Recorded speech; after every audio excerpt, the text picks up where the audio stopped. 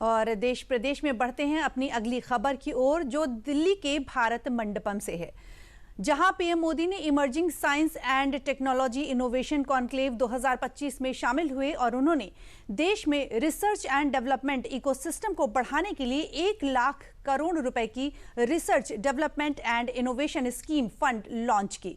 इस पर एक रिपोर्ट। ये तस्वीरें भारत में रिसर्च और इनोवेशन को मिली नई उड़ान की है। ये तस्वीरें पीएम मोदी के द्वारा आत्मनिर्भर भारत की दिशा में उठाए गए बड़े कदम की है।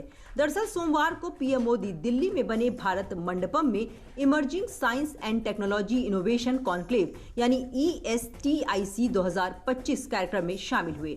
इस दौरान पीएम ने रिमोट का बटन दबाने के साथ ही देश में 1 लाख करोड़ रुपए की रिसर्च डेवलपमेंट और इनोवेशन RDI फंड की शुरुआत की। देश को पीएम का उपहार विज्ञान, प्रौद्योगिकी और नवाचार। पीएम मोदी ने पहले उभरते विज्ञान और टेक्नोलॉजी इनोवेशन कॉन्फ्रेंस का उद्घाटन किया। इस 1 लाख करोड़ रुपए की रिसर्च डेवलपमेंट और इनोवेशन स्कीम का उद्देश्य रिसर्च को बढ़ावा देना है, जिसमें advance material and manufacturing, artificial intelligence और बायो मैन्युफैक्चरिंग शामिल है।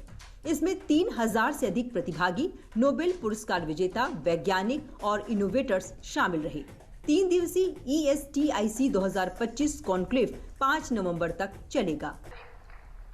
अनुसंधान नेशनल रिसर्च फाउंडेशन बनाया है ताकि हमारी यूनिवर्सिटीज में रिसर्च और इनोवेशन को स्केल अप किया जा सके। इसके साथ साथ हमने रिसर्च डेवलपमेंट इनोवेशन स्कीम भी शुरू की है और इसके लिए 1 लाख करोड़ रुपए की राशि तय की गई है।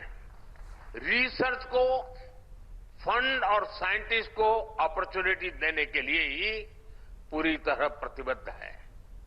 मैं ये भी चाहूंगा कि इस कॉन्क्लेव में एक कलेक्टिव रोड मैप तैयार हो।